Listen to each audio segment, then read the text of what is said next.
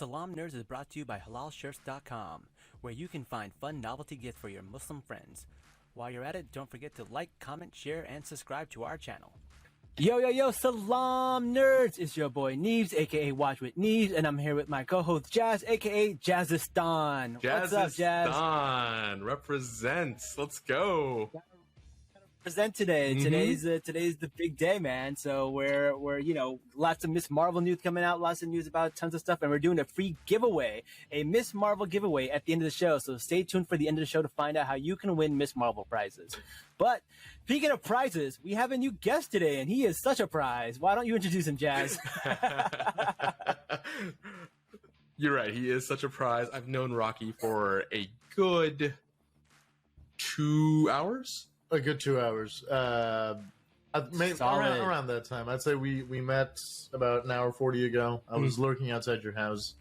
Then you called me in to do this. I'm very honored. There's not too many things I had going on Thursday night, so I appreciate you folks putting up with me, and very privileged here to be able to drive your ratings down. I don't know. I will be very impressed if the show continues after tonight. Yo, me and Jess always have a bet on who's gonna get us cancels first, and there's been a few attempts. There's been quite a few attempts. I think Kirpa got us close. Kirpa got us real close. What was the cancelable line?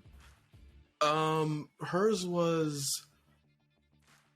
So she was a contestant on The Bachelor. Okay. And her intro, she sprayed down the whole driveway. And for her entrance, she was like, "Is it wet here, or is it just me?" well. So that's what I got to tap. That's I know. Yeah, you could have got tapped. Nice. I know that bar is really low for you, but please don't get us canceled. Feel like don't get us canceled. Thank you, please. Thank you for opening the door for me. Oh God. No, we're closing the door. It's closed. The door is closed.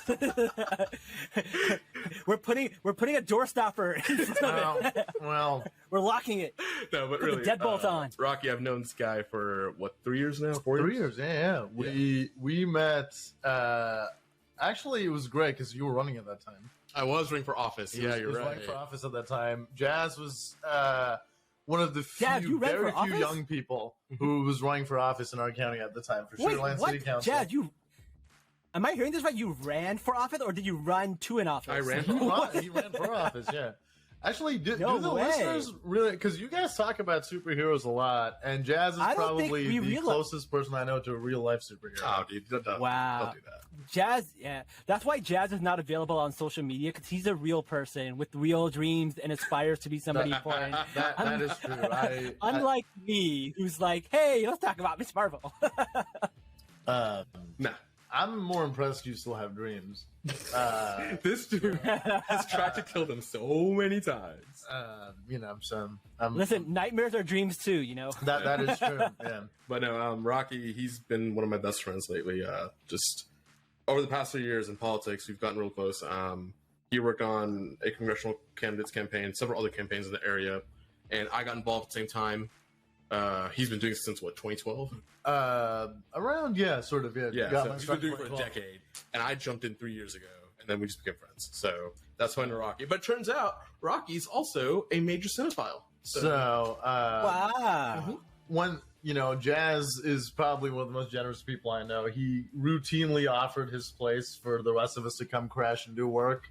So, in the midst of... I guess for lack of a better phrase, shared misery during campaigns, you sort of start flirting with other topics and subjects, and you sort of like, oh, hey, you like obscure things that nobody else likes either. That is incredible. That's we should be friends. So yeah, that's how most friendships begin. Exactly. But yeah, so Rocky was also you were an intern somewhere in Hollywood, right? I used to work in the art department. Oh, so you weren't an intern? You actually worked for it? No. So as an intern, I did. I got a weekly stipend. I used to be an intern for Warner Brothers back in 2016 or 2015. Sorry. Right when I was in college, got to file some of their storyboards. learned from some of the best in terms of Wow. production schedule, how concept art gets built, the various stages of things. I mean, more so than anything, it was a privilege just to watch the best of the best work. I think right from people, rigging tracks for cameras and lighting, and people working on grips, the costume department, art department, and I don't know if either of you got a chance to watch the James Franco movie, The Disaster Artist, that he made on Tommy Wiseau's The Room. No, haven't seen it. It's incredible. You should watch it. But there's, we can talk about hours about that movie and, how horrendous the production schedule was. But, an actress there was asked, why do you keep doing this? You're so old. And she has a beautiful response, which is the worst day on a movie set is still better than the best day anywhere else. So that's probably, I got to learn a lot there. It's something I hold very dear for sure. That's very cool. So what exactly did you do with the art department? Like, what exactly were you doing? I guess my day-to-day schedule, apart from getting coffees for people, was, which I did a fair share of, is normally when you have sort of new productions moving into offices and old ones cleaning out, you sort of have to redecorate the offices with concept art, story treatments, storyboards. So basically people can come in and they have things to refer to and so on and so forth. So you have people, and that's basically what I did, is like put up stuff and arrange it in a certain way that the production designer, or in this case, I guess the assistants of the production designer, want to take place. So the last thing I was in was I got to sort of come in right before they were doing the reshoots for Suicide Squad, the David Ayer film. Yeah. So right before they went into reshoots, they actually shot reshoots of the Paramount lot, not at WB. So I got to go there for a quick time, put up stuff, new script pages that were coming in, new concept art, because that movie went through crazy amount of reshoots and rewrites. And they got the trailer company to edit the movie at the end. The trailer company? Yeah. So the trailer company that put out the trailer for Suicide Squad, the last one, people loved the trailer so much, and Batman v Superman had come out. It didn't do so well, so they were in sort of amidst hell trying to figure things out. So they were like, you know what, let's just take it away from David Ayer and have the trailer company edit it. So So Suicide Squad 2016 is a corporate conglomerate product from a trailer company. That's insane. Yep. Wow. I think like now I know why Squad more now. Like, yeah, I mean, as with like the release of the Snyder Cut, a bunch of fans asking for the Ayer cut now. We gotta give that movie its proper due. It's Academy Award nominee, Suicide Squad. Winner, mind you. It won for. Winner! It won. Yeah, it won for costume and makeup. Sorry, just makeup, hairstyle and makeup. Killer Croc took home that Oscar. So, all right, awesome. Yes, but yeah, good point. That is true. Academy Award winning Suicide Squad.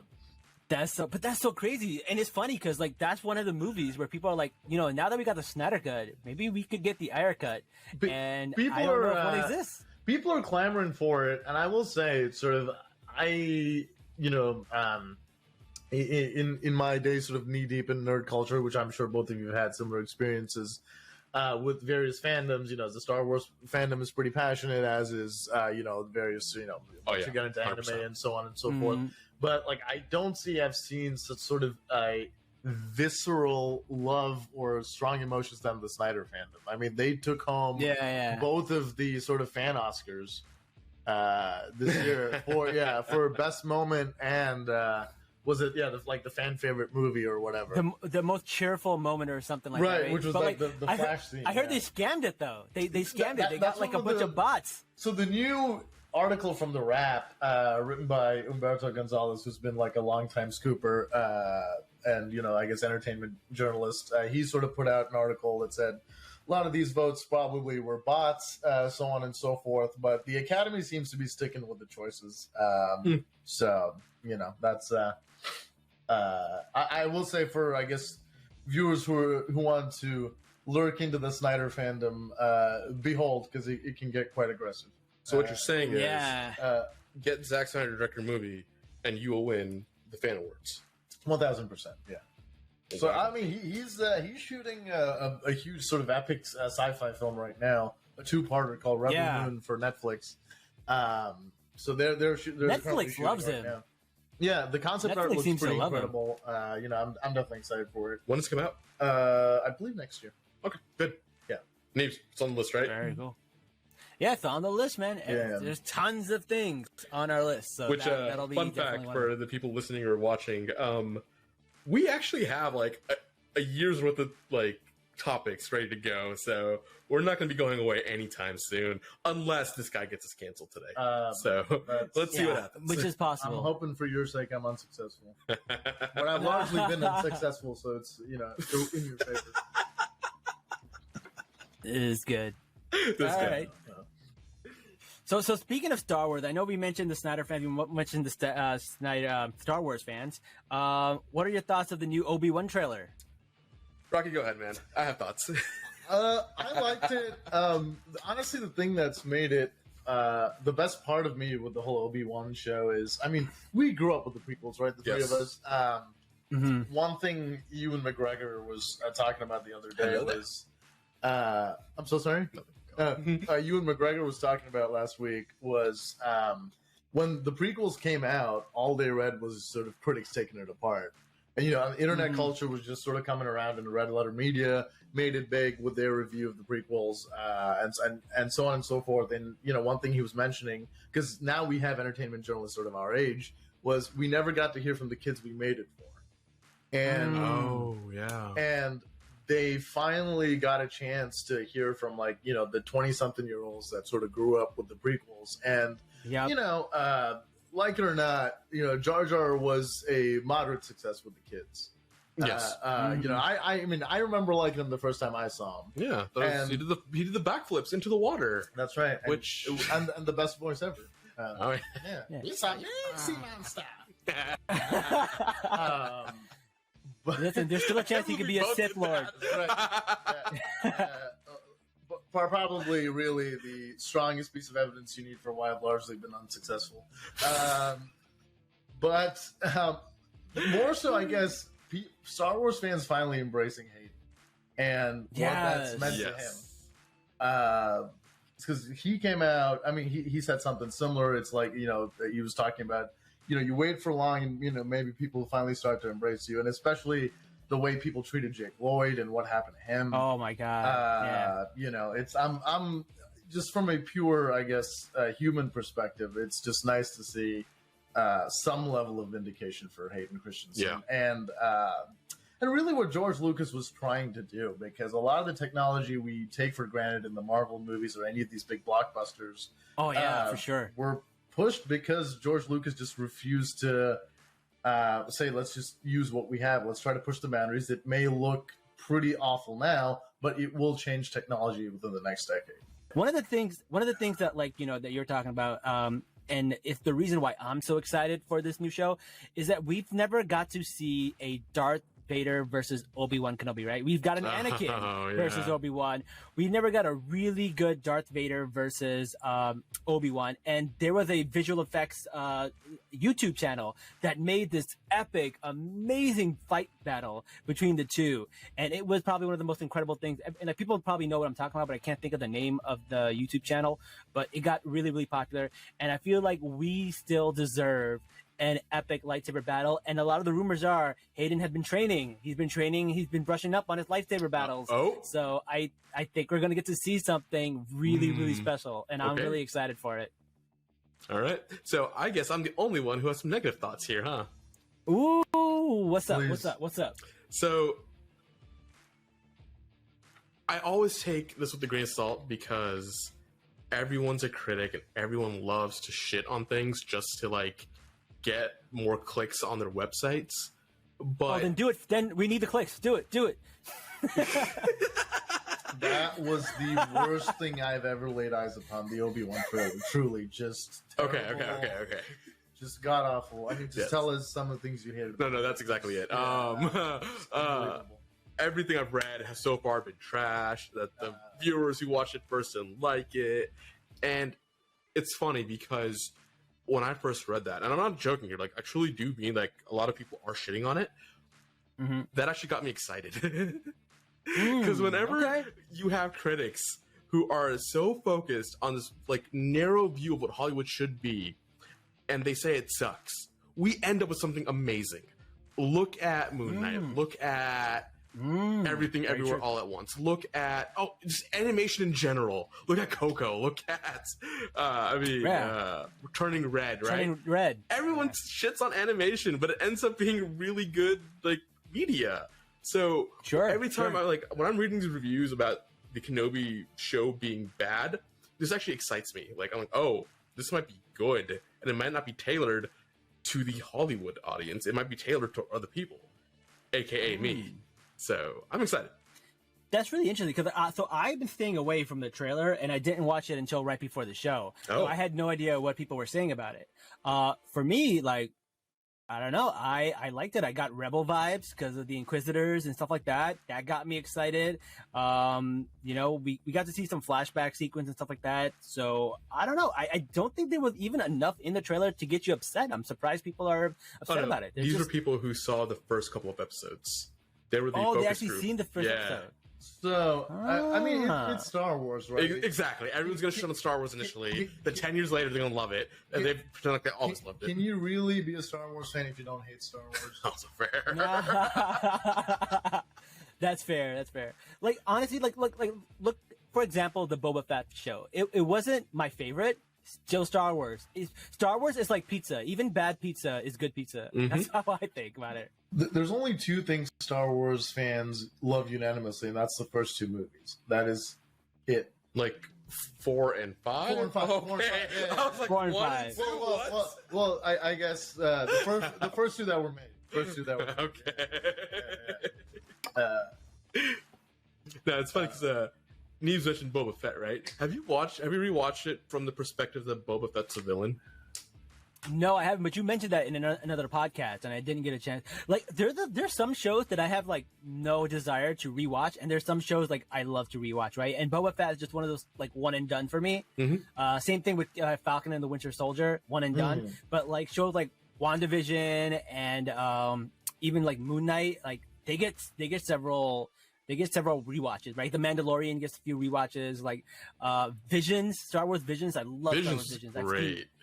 Oh my god, it's one of my favorite things. So like, there's a few things that like I like, but I don't need to watch it again. There's a few things that like I love, and I just watch them over and over again. Some things just have rewatchability to them. I saw the show with you.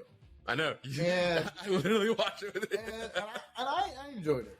I quite liked it. But again, I'm also, I guess, I'm not as critical of the whole CGI Luke thing. I was until you told me he was all CGI. Right. Okay. Then I was impressed, actually. Right. And that's I didn't mind CGI at all.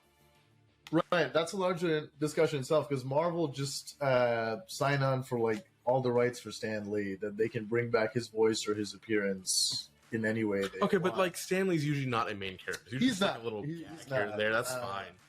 But I was upset about Luke initially just because like he's so robotic, and then turns out he's CGI and he is robotic. Right, I'm like, oh, okay. So they did bring Mark Hamill in for just for like lighting and stuff, for lighting references, and they had like they switched between two actors. But it's the. On one hand, I'm with you straight up, and I think it's they could have explored a recast. Sebastian Stan, who everyone's been saying for a long time. But as that as would be Luke, interesting because they do look very similar. That would be interesting. Yeah. But on the other hand, I'm like, I think the technology would be really cool. Bucky as Luke. Yeah. The Winter Jedi. I'd watch it. Let's please make this happen. I need this. But you know what's even cooler? The fact that his voice is also just CGI. Like not CGI, but it's AI. Like they took like old clips and put it together to make his like young voice sound like that, and it's pretty incredible. It's wild that they did that, and I love that. I think it'll be interesting to see sort of how it goes. I mean, you can always take these things too far, but until then, we. Right. But speaking, we won't know until we get there. That's true. Yeah. But speaking of like Boba Fett, like I feel like the Mandalorian is what people thought Boba Fett was. Like the way they built up Boba Fett in their head is basically what the Mandalorian ended up becoming. Oh, it's because the armor and it looks like a It was really, really So everyone was disappointed because they're expecting Mando, but it was Boba, and he's way different. Right. And Mando's Exactly. way cooler. So yeah, that's fair. Yeah. But I do feel like the CGI in Mando was better than the one in The Mandalorian when it came to Luke Skywalker.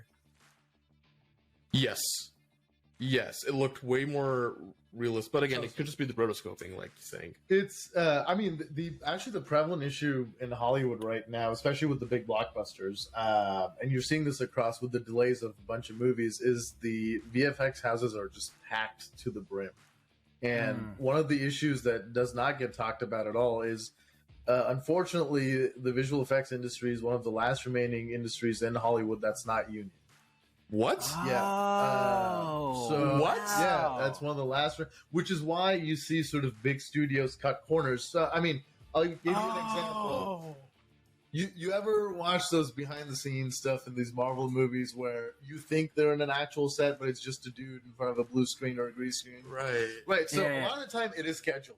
Right. That is definitely a part because these, they have a schedule and they got to maintain that. But the other issue is this: hiring a production designer and production artist costs money and their union. Mm-hmm. Hiring costume designers costs money and their union. Doing anything in the physical space, any kind of effect, and their they cost money. Unions, yeah. Plopping someone in front of a blue screen and getting a VFX artist to completely remodel the space around them, hell of a lot cheaper. Because which is why basically what you're seeing is VFX artists who are like working hours on end trying to get these things pushed out, and there's just no more space because there's such a backlog.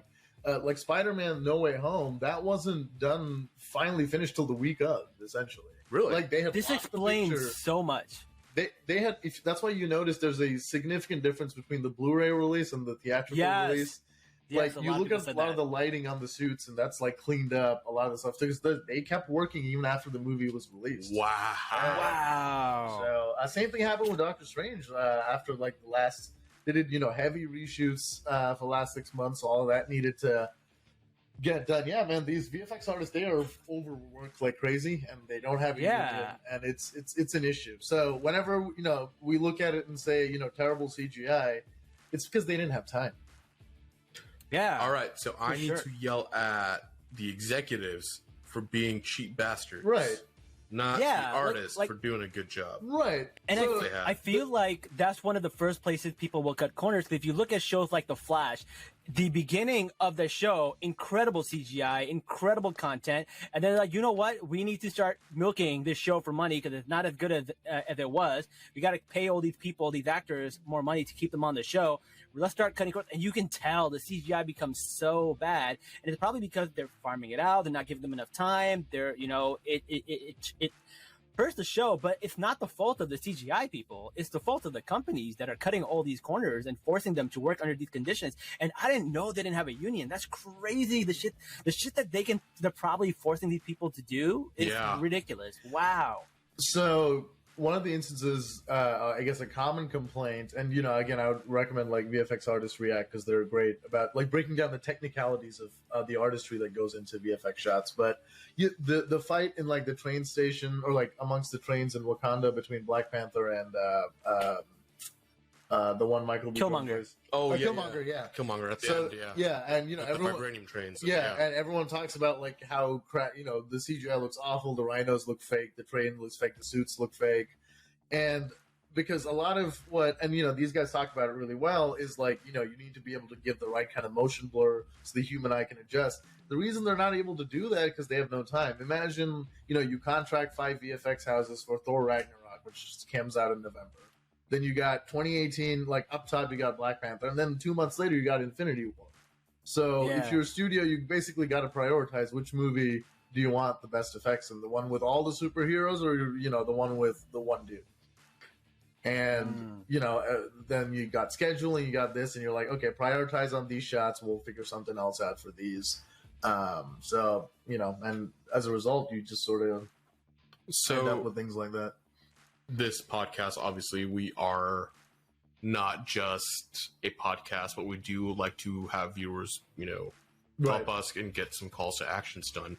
What can we do to help them out then? Because if they're not unionized, I suspect they're being worked like 16, 18 hours a day at times, and Man. and they're probably being paid through extremely COVID shit too. wages, like I mean, one of the good things that happened, that we should be grateful for was when COVID first started kicking in, and like in terms of like live shooting, everything had to shut down, studio shut down.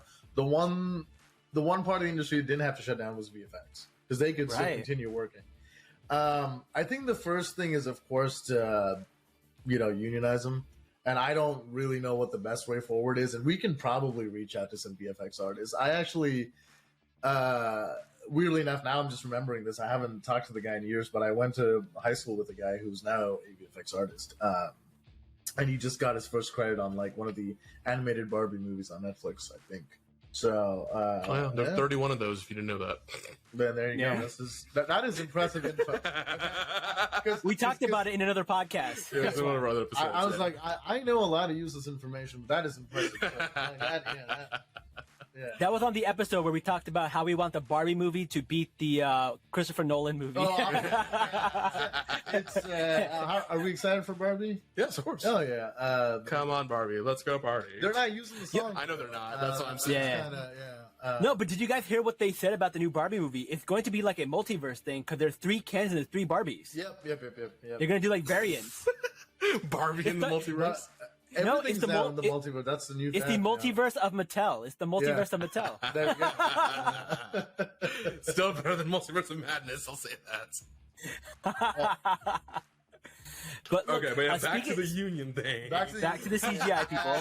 Let's focus, guys. We gotta unionize. I do not know what the process is, because most of them. So the thing is, a lot of these VFX houses, not all of them live here. Right. Mm-hmm. So, like, the big ones, of course, Weta is in New Zealand. That's Peter Jackson's company. ILM, I believe, is still here. One of the other big ones is Canline VFX. They're based in Germany. Yeah. UK has, I think, a couple of them. And Vancouver has one. Yeah, Vancouver. So Vancouver's like the hub for all the CW shows. Okay. Like you were mentioning the Flash. Yeah. So, you're basically looking at a bunch of, like, I guess, international. But isn't Germany like big on unions and whatnot? I believe they are. So I don't really know why VFX is not union, because like I said, they're the only ones, because actors have SAG, directors have DGA, cinematographers have ASC. Maybe they should go on strike like the union. I said maybe they should go on strike like the union, the writers union did a few years back. With that would honestly be great. That's something that we can. We should I mean, it's not that something we would want, because we would miss out on a lot of these shows. But it's like, I don't know, man. Hey, like, man, people, if it helps people get not working 18 hours a day, maybe we might have to make a sacrifice. We're spoiled, man. We're spoiled. Like, we live in an age where we're in the age where like something like the Spider-Verse exists, right? Like we can take a step back a little bit and make sure people get paid and they're working safe hours. Like, we can take a step back to make that happen. I think as responsible fans of the industry and the fandom, I think that's something that we should just be in line with. Yeah. And with that, I think we should end our first episode for the week, because I think this is a great place to stop and have a call to action. Make sure that everyone listening here, talk to VFX artists. Let them know that unionization is good, that it can help them, and let's try and get it, like, everyone collected and make something happen. Because I know between us, we have incredible political connections, especially with the unions, and so let's see what we like. I can reach out to like the AFL-CIO, see what they have for them, and let's get this going. No, and this is a great time to be talking about this, because everyone's talking about the special effects for the new She-Hulk movie, or the show, right? Everyone's talking about how bad the special effects was and how is this and that, and like this brings so much light to it, what it is, and like people who are just shitting on it, maybe ask yourself why, right? Why is this happening? Why is the special effects don't look ready? And instead of just shitting on it with no reason and talking about the show, maybe we can help out these people who are making these VX effects. Yeah, because it's not a money issue, right? Like, no, they're printing money. Yeah, right. Disney will throw in whatever it needs, but the issue primarily is, I mean, look, you've got Moonlight, She-Hulk, Miss Marvel this year. Plus, we've got Thor: Love and Thunder next. They had Doctor Strange. We've got Black Panther. which It's November, I think. yeah, which I don't want to give too much away, but it's going to have a lot of underwater effects. So you bastard, that's right. You know everything. So Wait, you know stuff?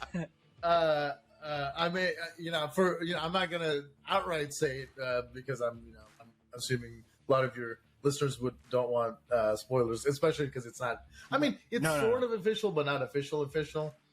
But you both of you know what I'm hinting at. Okay, I know what you're hinting at. Got it. Yeah, but there's they're going to do the Little Mermaid, right? Exactly. That's it. There's a crossover between Little Mermaid and Black Panther, and So with all these projects coming out, it's just there's only so much bandwidth these guys have. Like that's why DC ended up like postponing Flash and Black Adam and a bunch of that stuff. I will say one of the reasons the Mandalorian and the Batman look so good is they use the volume technology, just essentially a big LED screen instead of green screen and blue screen, where all the VFX work is already done.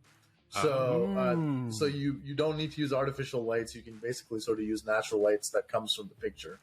So, for example, the rooftop sequences in the Batman where he's talking to Catwoman or Gordon, their background is just a big LED screen. Interesting. So it's sort of we start off with back projection back in the 50s and 60s, and now we've come full circle. So, Wow.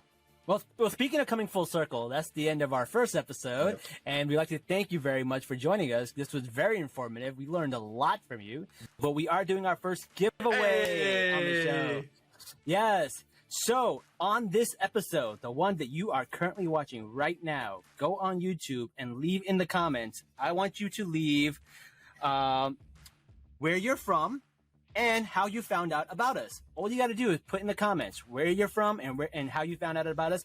We're going to put everyone's name in a drawing, and we're going to give away Miss Marvel necklaces. The necklace with the Miss Marvel sign, we're going to give them away to a bunch of fans. Maybe even t-shirts if we have some left over from our Miss Marvel event that we're going to try to do on June 18th. And you can win prizes. Yes, I actually had the 5 I'm sending out come in today. And so I have them downstairs. They're still in the packaging. I haven't opened them yet, obviously. But yes, as soon as we do this drawing, yes, we will be giving out. We'll ship them over to y'all, and it's going to be great. And that's the end of our episode. Don't forget to like, comment, share, and subscribe to our channel. We are on YouTube, Spotify, Apple Podcasts, iHeartRadio, and more. Also, don't forget to check out our sponsor, HalalShirt.com, where you can get fun novelty gifts for your Muslim friends. They have t-shirts, phone cases, hoodies, clothing for children, and much, much more. That's HalalShirts.com, HALAL Shirts.com.